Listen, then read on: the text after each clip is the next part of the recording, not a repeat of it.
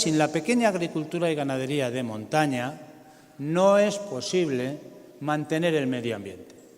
No es posible mantener nuestros valles, nuestras montañas, nuestros campos, ni siquiera mantener nuestras estaciones de esquí, que son un motor importante para el conjunto, para este conjunto de economía de montaña.